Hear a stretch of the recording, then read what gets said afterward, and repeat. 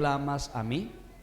Di a los hijos de Israel que marchen, y tú alza tu vara y extiende tu mano sobre el mar y divídelo, y entren los hijos de Israel por en medio del mar en seco. Amén a la palabra del Señor. Estén cómodos, hermanos, tengan la bondad.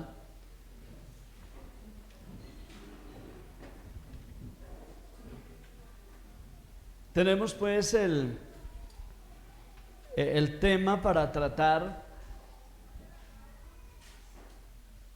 El tema para tratar en el día de hoy lo he titulado Lo que hace el Señor en mí y lo que yo debo hacer. ¿Está como enredado o no? Una cosa es lo que hace el Señor y otra cosa es la que nos toca a nosotros hacer. Y qué bueno que en esta mañana colocáramos en orden todas estas cosas y nos demos cuenta que Dios es el Todopoderoso. ¿Cierto que sí? Él es el que ha hecho obras grandiosas en nuestra vida, pero que siempre hay una partecita que nos toca a nosotros. ¿O será que no nos toca hacer nada? ¿Cierto que sí?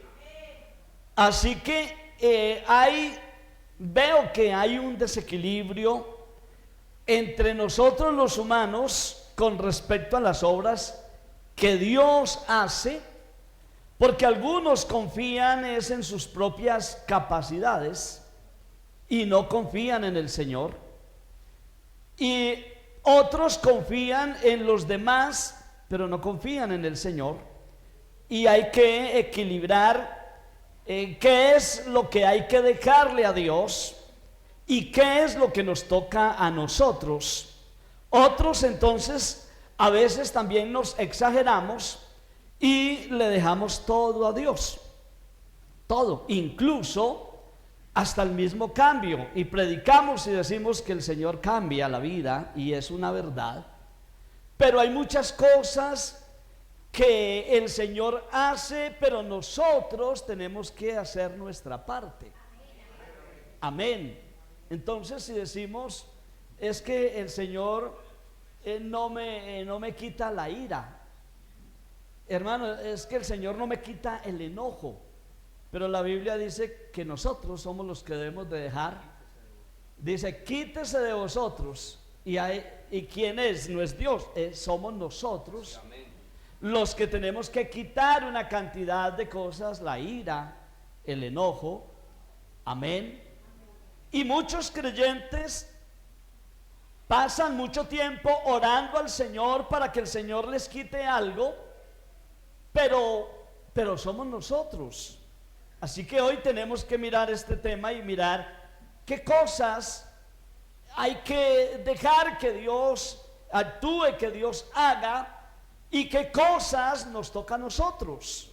Y qué bueno aprender esto, porque así podemos ser más efectivos en una oración y en recibir la respuesta del Señor. Pudiéramos decir lo siguiente, pudiéramos decir que Dios hace lo imposible y que nosotros hacemos lo posible. ¿Qué opinan ustedes de eso? Que Dios haga lo imposible. Hermanos, noten que el pueblo de Israel, anoche estábamos escuchando que Dios entonces le dio el maná a Israel. ¿Y qué le tocaba hacer a Israel? Le tocaba colocar el horno, amasar, conseguir harina. No le tocaba nada de esto. ¿Qué le tocaba hacer al pueblo de Israel? Hermanos, solamente le tocaba obedecer lo que Dios dijo. Sí, amén. ¿Y qué fue lo que el Señor les dijo? Todos los días salgan y recojan la porción diaria.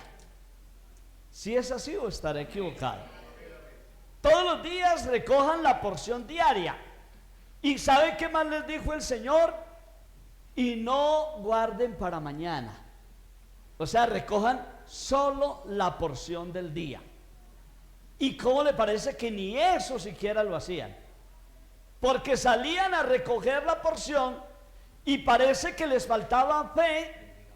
Y entonces decían, bueno, ¿y qué tal que para mañana no haya? Yo voy a recoger y voy a guardar. Y eso se les volvía gusanos, se podría. Porque es que, hermanos, Dios no falla. Si Él dice algo, eso es verdad.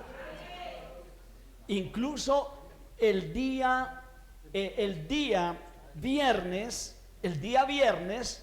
el Señor sí les dijo que recogieran lo del día sábado. ¿Por qué? Porque el sábado era el día de reposo. Entonces sí podían recoger para 2 días. Pero noten, hermanos, cómo Dios hace lo imposible. ¿Y qué fue lo que hizo Dios? Hermanos, yo no sé de dónde sacaría Dios el maná.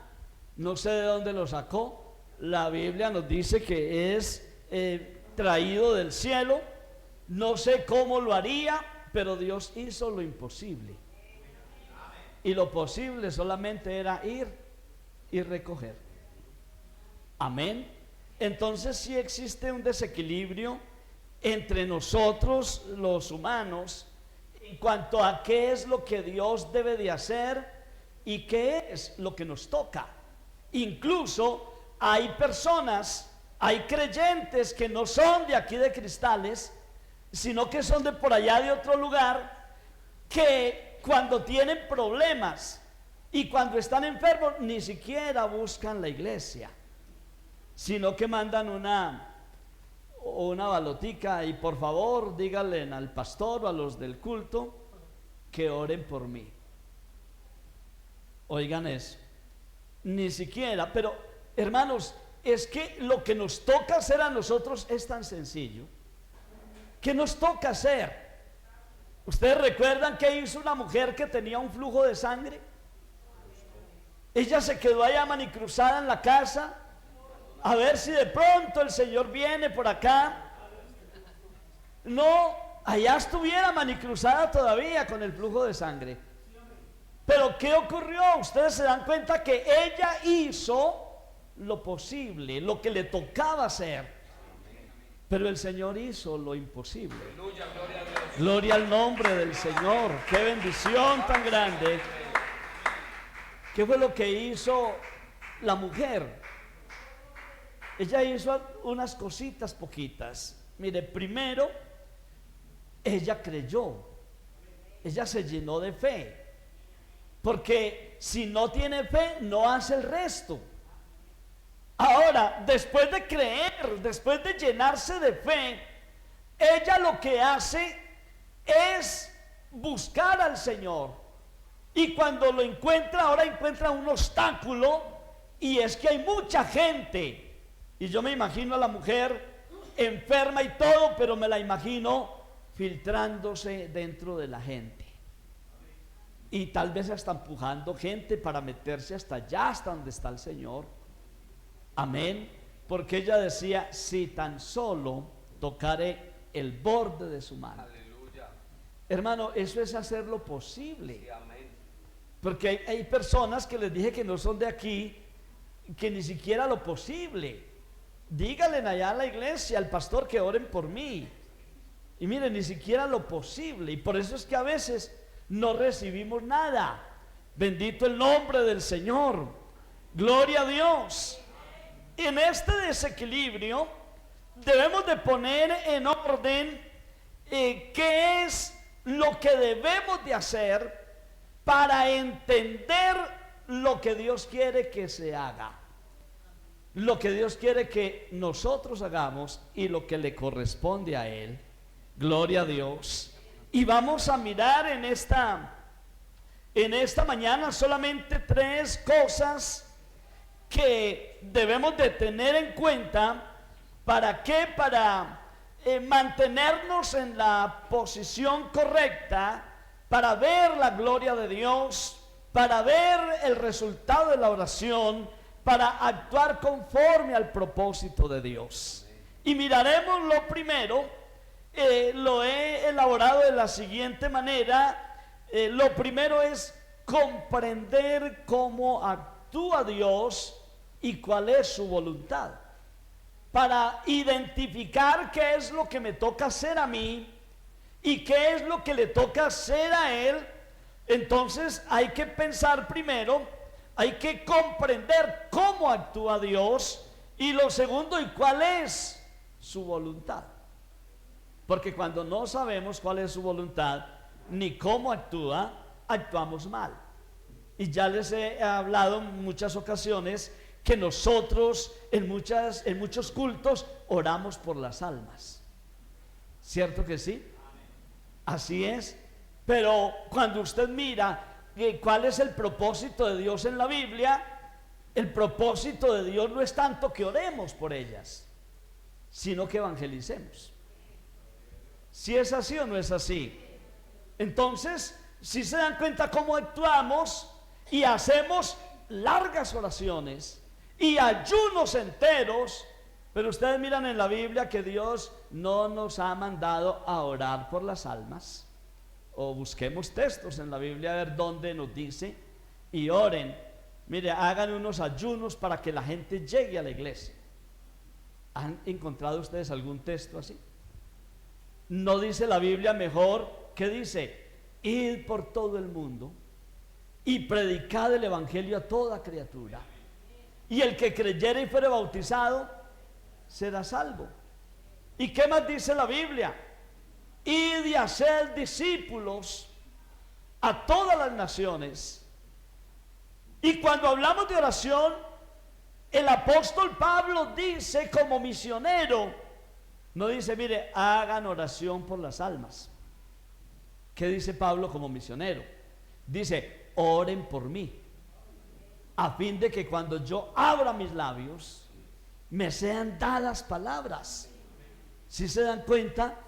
Y que nosotros oramos por las almas, pero entonces qué bueno comprender cuál es el propósito de Dios, cómo actúa Él, y allí nos damos cuenta entonces, hermanos, que lo que el Señor ha hecho es mandarnos a evangelizar.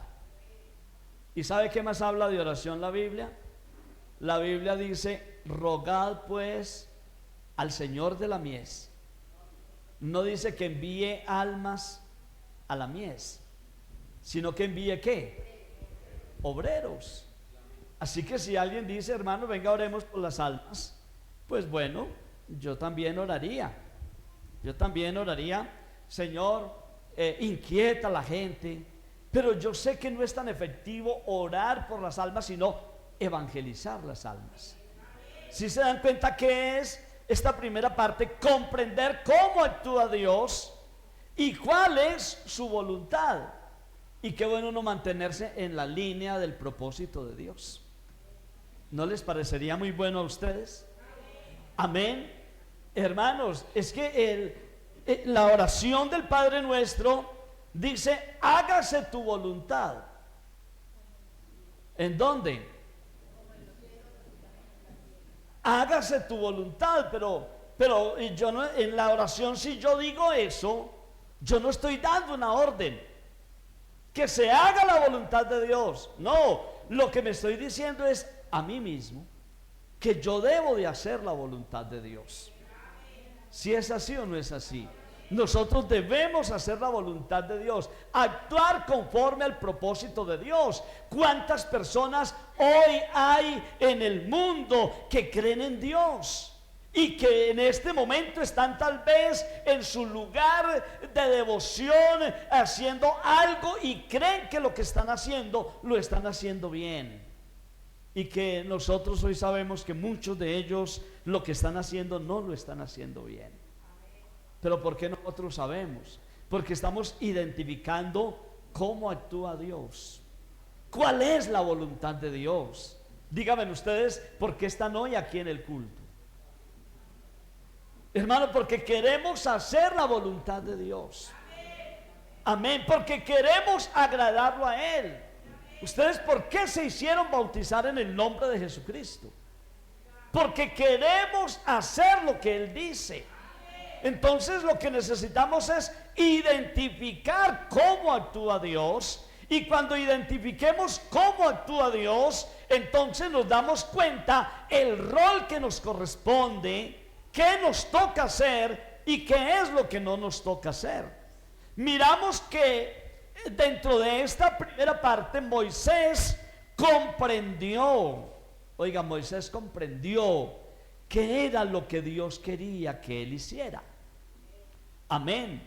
Y ustedes se ponen a leer, hermanos, el libro de Éxodo 20 en adelante, Éxodo, Levíticos, y ustedes se dan cuenta que Dios le dijo: mire, hazte un tabernáculo de reunión, y comenzó a darle medidas, comenzó a darle detalles de la madera, de qué era lo que llevaba. Y cómo les parece que el escritor a los hebreos dice de Moisés que Moisés fue fiel en toda su casa. O sea que ¿qué fue lo que identificó Moisés? Identificó cuál es el propósito de Dios, cuál es la voluntad de Dios. Así que hizo el tabernáculo, e hizo el lugar santo, el lugar santísimo, hizo el candelabro de oro, hizo el propiciatorio, hizo el lavacro, hasta los calzoncillos del mismo sacerdote, de acuerdo al propósito de Dios. Amén. Entonces, qué bueno, hermano, poder hoy identificar qué es lo que Dios quiere que nosotros hagamos. Gloria a Dios, gloria a Dios. Elías también. Elías fue un gran profeta, y Elías aprendió a identificar qué era lo que Dios quería. Una vez se dice: venga, Elías es un hombre de mucha fe. ¿Cómo es que va ante el rey y lo desafía y le dice que no lloverá, no caerá agua hasta que él, como hombre, dé la orden que caiga agua? ¿De dónde sacó eso Elías? Es que Elías ya había ido al secreto de Dios, y Dios ya le había dicho lo que él quería hacer.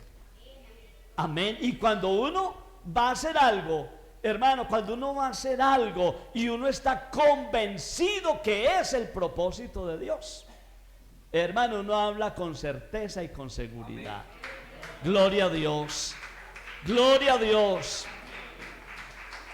Elías entonces oró para que no lloviera, y no llovió. Elías oró para que lloviera, y llovió. ¿Y eso por qué? Era cuando Elías quisiera. Es cuando el Señor quisiera. Es decir, Elías actuaba conforme al propósito de Dios. ¿Y Elías qué tenía que hacer? Hermano, Elías tenía que ir y orar al frente del rey, de la gente. Y lo que Dios tenía que hacer, ¿qué era? Cerrar los cielos para que no cayera agua. O sea que Dios hace lo imposible, pero Elías haría lo posible. Cumplidos 3 años, Elías ora para que llueva, y Elías estaba tan convencido de lo que estaba diciendo. Hermanos, que conocer los propósitos de Dios nos da firmeza. ¿Cierto que sí? Estaba tan convencido que él, cuando recibe la orden de Dios, ore para que caiga agua, ore, y él oró para que cayera. Y estaba tan convencido, hermanos, que ¿cómo le parece que mandó a su siervo y dijo: vaya, suba hacia allá al monte y mire hacia el mar, porque va a caer agua? Y fue a mirar. Y esta semana pasada estuve mirando un lugar que se supone en la televisión, no fui por allá, pero un lugar que se supone donde Elías mató a los 450 profetas de Baal. Un lugar donde Elías oró para que no lloviera. Y entonces el guía que estaba mostrando dijo: aquí estaba tal vez Elías, y le dijo a su siervo: suba al monte y mire para el mar. Entonces él decía: mire, cuando uno sube allá al monte, allá está el mar. Y dice: muy posiblemente fue acá. Pero luego que subió el siervo y vino y le dijo: no, Elías, no hay nada. Mire a ver si hay una nubecita por allá. No, no hay nada. Y Elías no se puso a dudar. Oiga, ¿cómo que no hay nada? ¿Sería que perdí esa oración? No, Elías no está dudando, porque nosotros a veces sí dudamos. Y les voy a decir por qué. Porque a veces hay creyentes que están enfermos y uno va, de pronto los llaman y va, o vienen y oramos, y después a los 2 días, hermano, si vuelve a orar por mí. ¿Y qué le pasa ahora de nuevo? No, lo mismo de ayer, lo mismo de antier, es lo mismo. Entonces, ¿qué pasó? ¿Será que Dios estaba ocupadito cuando oramos? ¿Ustedes qué dicen? ¿Dios estará ocupado? Hermano, Él nos oye en el momento. Entonces, Elías no está dudando. Le dice al siervo, no encontró nada, ni una nube. No, nada. Pues vuelva y suba 7 veces. Hermanos, yo me puse a pensar cómo colocaban las cámaras para mirar y dije, uy, a ese siervo le tocó 7 veces subir a la montaña, divisar hacia el mar, y a la 7ª vez vino y le dijo, no, Elías, por allá me encontré una nubecita, pero la verdad es muy pequeñita. Eso está como el puño de una mano, es pequeñitica. Pero como Elías sí tenía fe, le dijo, y fue y le dijo al rey, le dijo, unce tu carro, porque un torrencial de agua se aproxima. Y con ese poquito, hermano, porque es que creerle a Dios, así no se vea ningún poquito de nada. Elías le creía a Dios, y por eso es que Elías, hermano, pudo hacer tantas cosas. Es decir, que Elías comprendió cómo actuó Dios, y comprendía cuál era la voluntad de Dios, y por eso es que hizo tantas cosas. Imagínense que retó a 450 profetas de Baal. Y eso, ¿cómo hace uno? Imagínense que Elías dijo, Elías se queja delante del Señor y le dice, Señor, a todos los profetas han matado y solo he quedado yo. Y cuando le toca enfrentarse a 450 profetas, él estaba solito, no había más nadie con él. Cualquiera de nosotros que nos falte fe y que no entendamos los propósitos de Dios, vamos a decir, qué miedo, yo solito.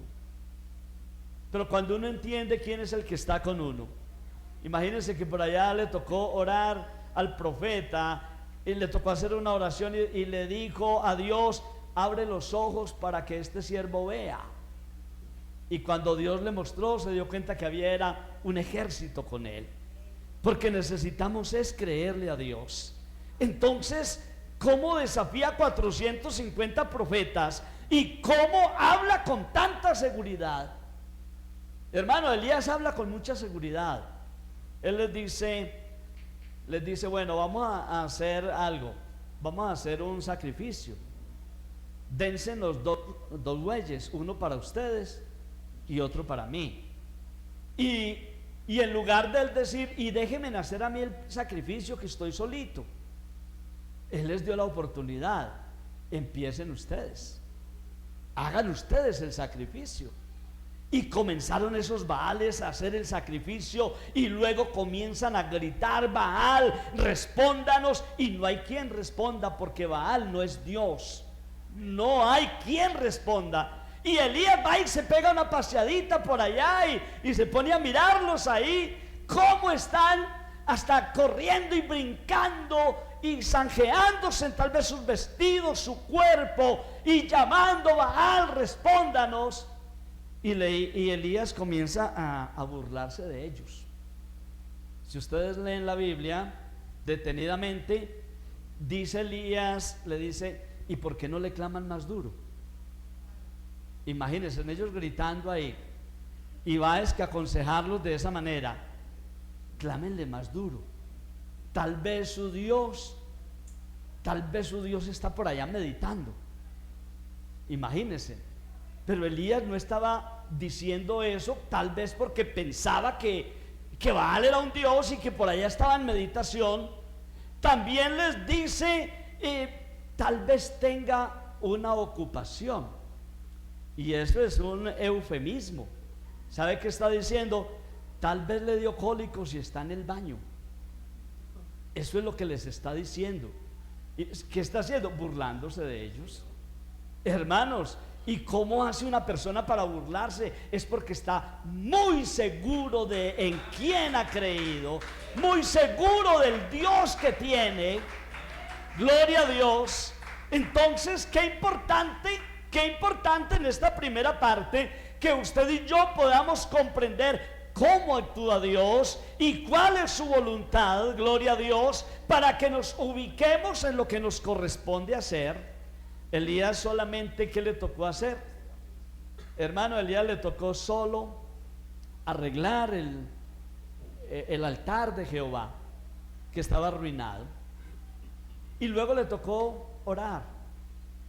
Hermano, no hizo un día de ayuno, no hizo medio día de ayuno, no hizo 2 horas de oración.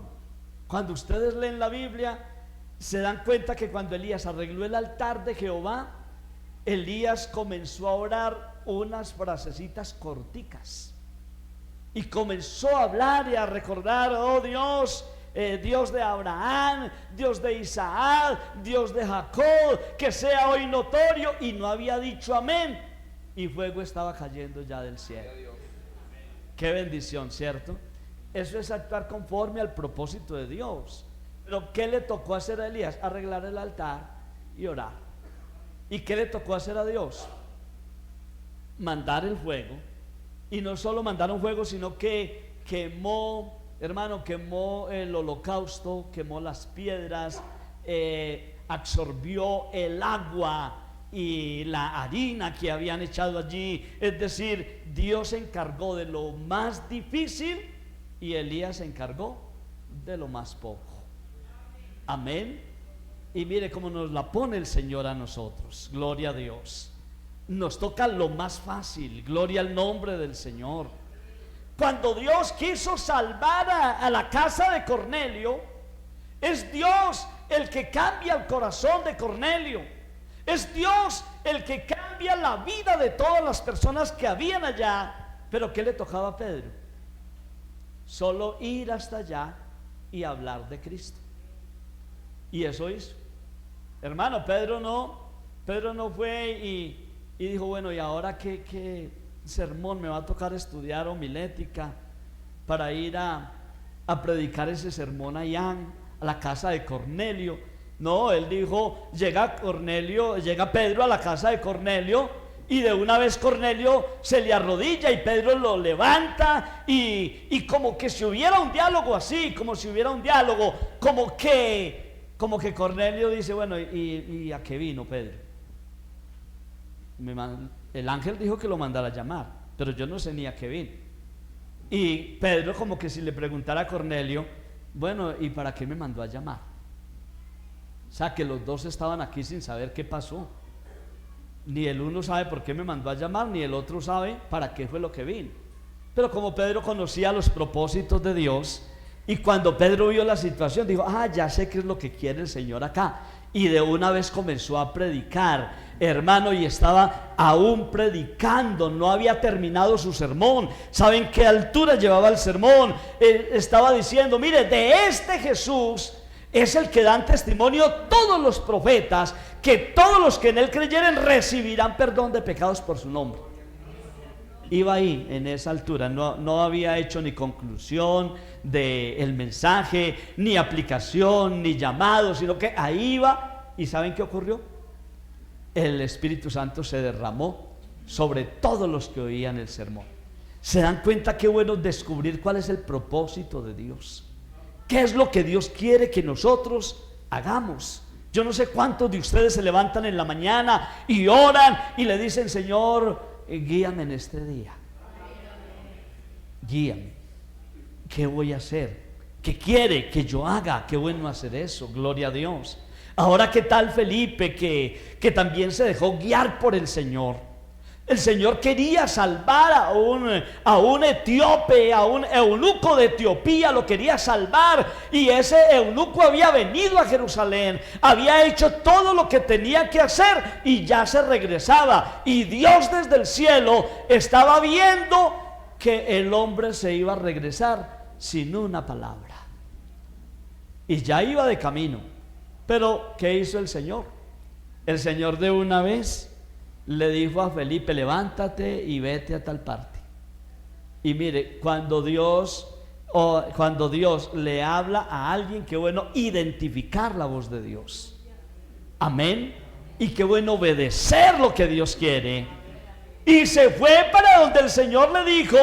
Y cuando había un carruaje, le dijo el Señor: acércate al carruaje.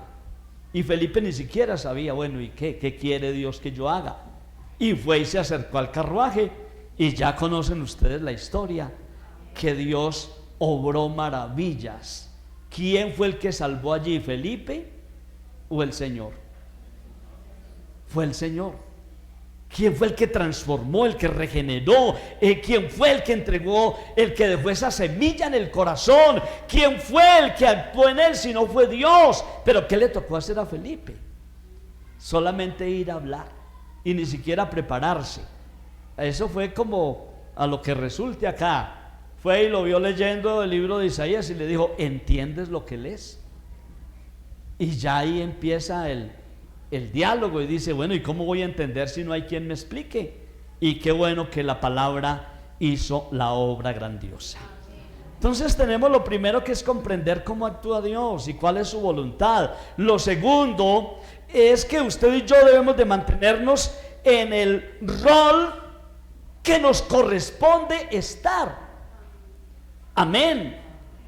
¿Estamos de acuerdo, hermanos? Usted y yo debemos estar en el rol que nos corresponde. Usted y yo no somos ningunos milagrosos. ¿O sí? Nosotros no tenemos capacidades de nada. Hermanos, lo que tenemos, como dice una canción, lo tenemos por gracia. Lo que tenemos lo hemos recibido del Señor. Si alguien ha orado por un enfermo y se ha sanado, hermano, no se suba a ninguna nube, quédese en la misma partecita, porque no dejamos de ser lo mismo que siempre hemos sido. ¿Qué somos? Somos humanos, somos un pedazo de tierra, y si seguimos hablando más bíblicamente, somos como un gusano, ¿cierto? Así no es que dice la Biblia. Dice que el hombre es un gusano y el Hijo del Hombre también gusano. Y si seguimos profundizando más, que somos, dice que somos menos que la nada. ¿Se imaginan? Entonces, cuando uno ora por un enfermo, ¿qué hay que hacer? Hermano, ¿será que me deja hoy pasar allá a testificar? Yo necesito sacar pecho, hermano, acá. Que vea, hermano, mire estas manitos, usted alcanza a ver estos deditos así tan torcidos. Pero vea, hermano, mire, ahí donde las ve, vea, yo impuse las manos. No, nosotros no somos nada. Nosotros aquí, hermanos, lo único que hacemos, lo único que somos es ser vaso útiles al Señor. Y no somos nada más. Eso somos. Por la gracia del Señor, Él me permite colocarle las manos a alguien y recibe sanidad. Aquí toda la gloria le pertenece a Él. Toda la alabanza le pertenece solo a Él. Entonces nos toca ubicarnos en el rol que nos corresponde. Si usted es un evangelista y va y le habla a alguien, y usted puede ver a ese alguien ya aquí para bautizarse o bautizado o hasta predicando, pues no se le olvide que toda la gloria le pertenece solamente a uno. Amén. Esa gloria le pertenece a uno y Él es el Señor. Entonces, por eso es que titulé este mensaje: lo que hace el Señor en mí y lo que yo debo hacer. Gloria a Dios. Debemos de mantenernos en esa postura. Hay personas, hay gente que han recibido lo que usted y yo hemos recibido. ¿Sabe qué recibimos nosotros? Hermanos, recibimos un paquete del cielo, traído del cielo, y ese paquete pudiéramos decir que se llama el don del Espíritu Santo. Y ese don del Espíritu Santo viene con unos dones espirituales. Amén. Y dice la Biblia que a uno le es dado por el Espíritu palabra de sabiduría, a otro palabra de ciencia, a otro fe. Está el de hacer milagros, está el de hablar en lenguas. Y cuando usted pueda hablar en lenguas, cuando usted pueda hacer algo que Dios le dio la dotación y usted pudo hacer, no se nos olvide que eso lo hacemos es por el propósito de Dios, por la voluntad de Dios, pero que no somos más nada. Por allá hubo hace años una pareja que dijeron: en la iglesia pentecostal no valoran los dones que tenemos, tenemos ministerios. Y fueron y armaron otra iglesia, y hoy existe esa iglesia porque en la iglesia no le valoraron. Pero les digo a ustedes una cosa, hermanos, usted y yo recibimos un paquete, y ese paquete es el don del Espíritu Santo, y lo tenemos.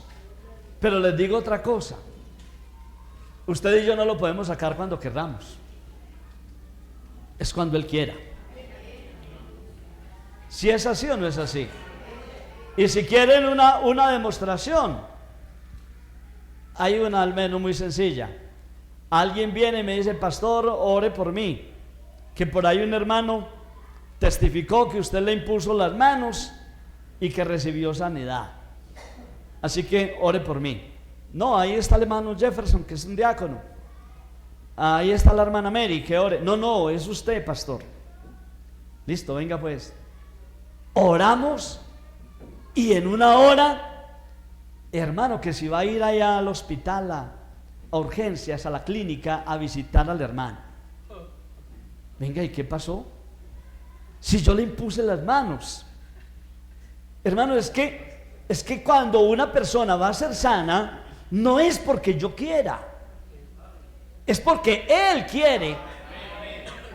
Y por eso nosotros no andamos buscando enfermos. Nosotros no andamos buscando en un evangelismo: a ver, todos los enfermos, acérquense aquí, que aquí está el pastor. No, nunca vayan a hacer eso.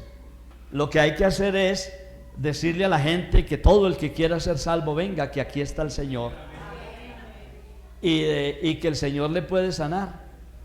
Claro que sí, las veces que sea. ¿Pero cuándo? Cuando Él quiera. Si es así o no es así. Entonces, ¿yo cómo voy a decir, hermano, yo tengo el don de sanidad? ¿Cómo voy a decir eso? Si oré por uno y se sanó, y oré por el otro y se murió. Y entonces, ¿dónde está? ¿Dónde se quedó el don? Hermano, es que el tema con los dones espirituales es que usted y yo recibimos un paquete del cielo, pero ninguno es poseedor de él. Ninguno puede decir: ¿ustedes me han escuchado alguna vez aquí hablando en lenguas? ¿Cierto que sí?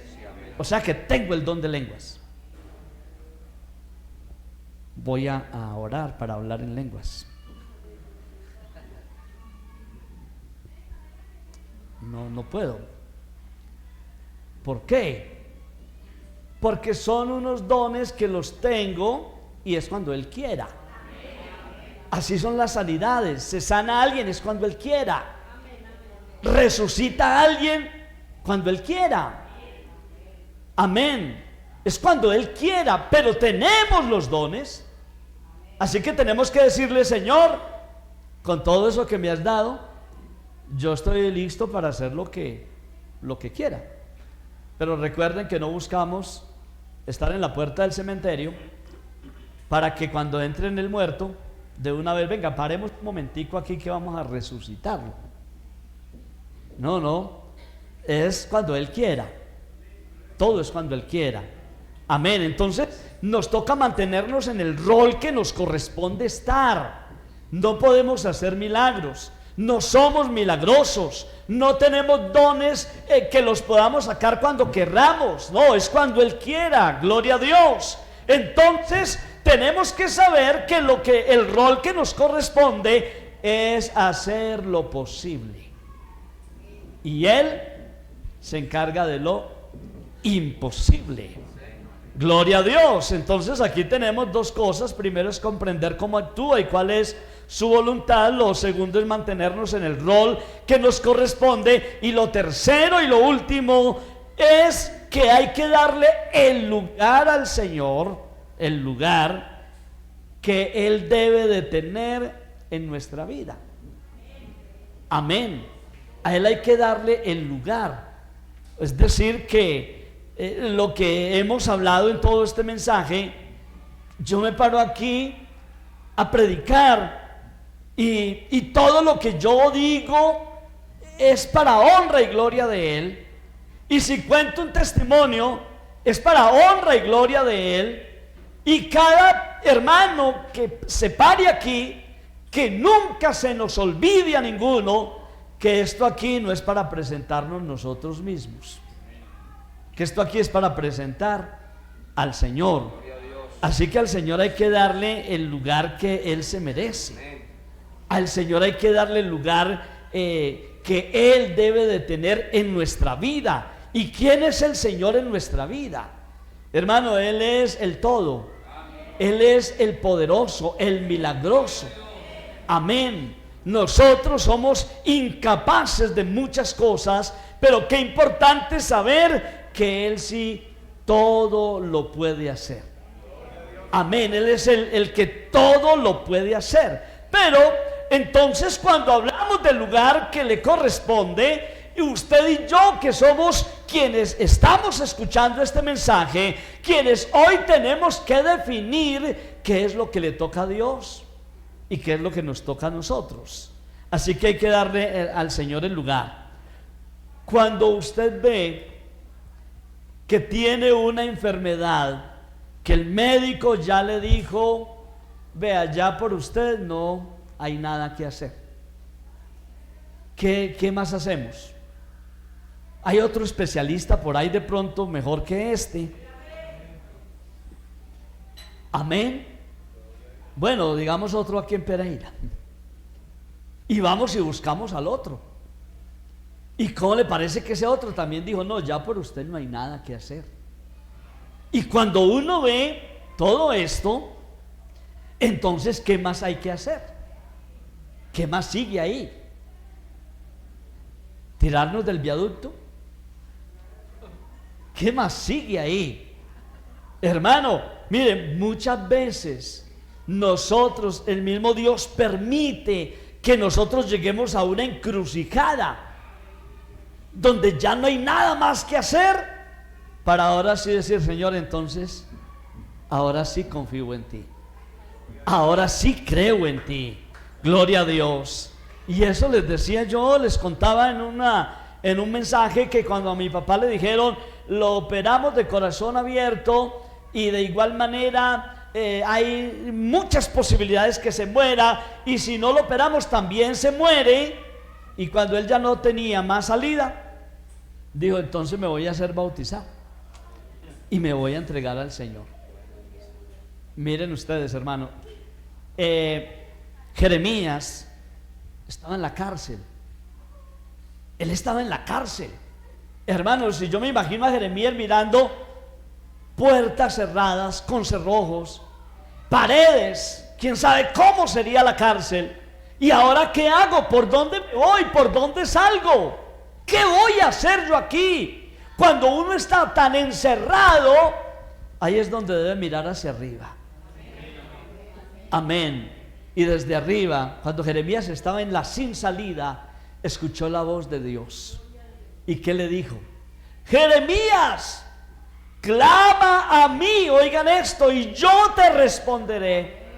Y te enseñaré cosas grandes y ocultas que tú no conoces. Hermano, cuando uno estaba ya en la encrucijada, en la sin salida, allí es donde nos tenemos que acordar de Dios. y darle el lugar a Dios. Necesitamos darle el lugar que Él se merece. Amén. Hermano, por encima de cualquier ciencia está el poder de Dios. Por encima de cualquier sabiduría humana, de cualquier psicólogo, psiquiatra que lucha por una persona y lucha para que salga bien y mejore y no ha podido mejorar, por encima de esa ciencia está el Dios Todopoderoso. Allí es donde nos tenemos que acordar de Él. Gloria a Dios. Amén. Hay que darle el lugar al Señor. Y a veces nos sentimos tan encerrados y uno dice, ¿por qué llegué hasta esta condición? Y a veces es Dios el que permite para que se nos abra la mente.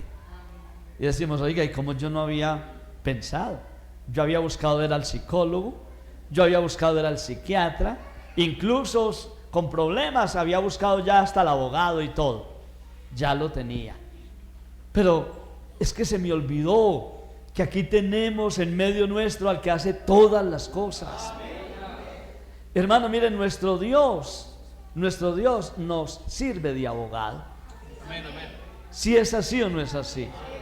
Hermano, nuestro Dios nos sirve de juez. Hay problemas en los que yo me he visto y yo digo, bueno, ¿será que hago valer mis derechos? Yo mismo he dicho, en alguna ocasión, en una situación que se presentó ajena a nosotros, es decir, no nos involucramos, nos involucraron. Y bueno, yo dije, bueno, tengo razón, puedo llamar directivos, puedo llamar el que sea y yo tengo la razón, así que voy a salir adelante en todo esto, vamos a hacer un escándalo aquí y van a quedar mal. Pero después me puse a pensar, si es que yo tengo un juez y él juzga correctamente. Y fui a orar y le dije, Señor, de mi parte no voy a hacer nada, y en muchas ocasiones lo he hecho. De mi parte no voy a hacer nada, pero tú eres mi juez, tú eres mi ayudador, hermano, y he colocado en las manos del Señor las cosas. Y por último, han tenido que venir muchos de esas personas a decir, pastor, me equivoqué, perdóneme. ¿Quién me hizo justicia? El Señor. Amén. Hermano, cuando vemos que la ciencia no nos alcanza, cuando vemos que a los médicos se les sale la enfermedad de las manos, cuando vemos que no tenemos salida, usted y yo sí tenemos salida. Tenemos al Dios Todopoderoso, pero tenemos que ubicarnos qué es lo que Dios quiere que yo haga. ¿Alguien tiene un milagro para hacer? ¿No hay? ¿Hay un hermano, una hermana que tenga un milagro? ¿Qué le correspondería hacer? Hermano, mire, lo único que nos toca hacer es creerle. ¿Alguien tiene una enfermedad grave? ¿Qué hay que hacer? Hermano, con el médico a veces nos pone más dura la cuestión. ¿Cierto que sí? Con el médico a veces dice, le toca venir 2 veces en semana a terapia. Y uno dice, bueno, ¿y el pasaje? Y bueno, y el tiempo, y que le toca tomarse todos estos medicamentos, y uno se pone a pensar, y bueno, ¿lo hago o no lo hago? Pero mire lo que pide Dios de nosotros, solamente creerle a Él. Amén. Hermano, tiene un problema y no lo ha podido resolver, no ha podido resolver ese problema. ¿Y por qué no lo ha podido? Porque es usted el que hace días está logrando salir adelante. Porque es usted el que hace días está logrando quedar en alto más que los demás. Es usted el que está luchando. Y hay veces que nos cansamos de luchar. Y hay creyentes que se me acercan y me dicen, hermanos, yo ya no sé ni qué hacer. Yo ya estoy cansado de luchar. Yo ya no sé qué camino coger. Pero hermano, es que usted está haciendo lo que no debe de hacer. ¿Qué es lo que no debe de hacer? Lo imposible. No haga lo imposible, que no le toca.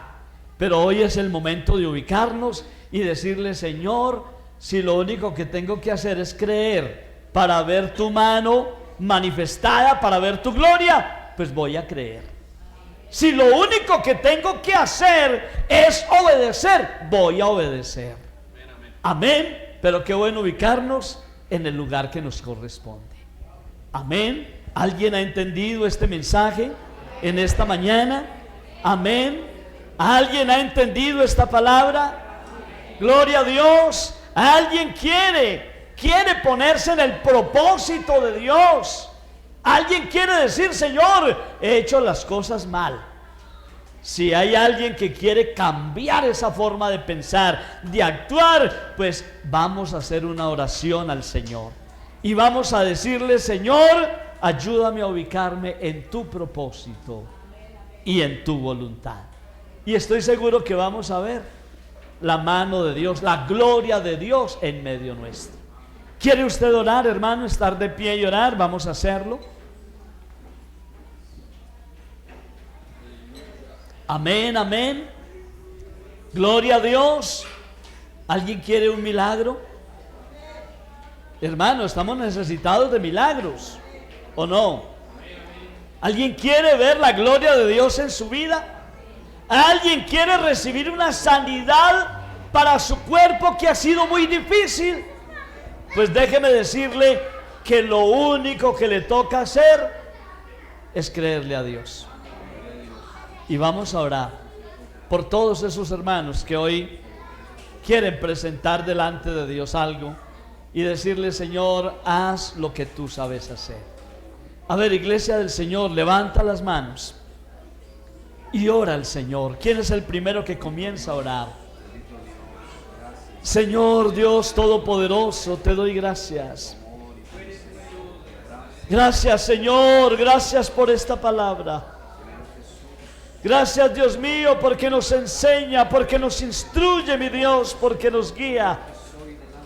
Padre mío, Padre, que esta palabra no se quede en el aire.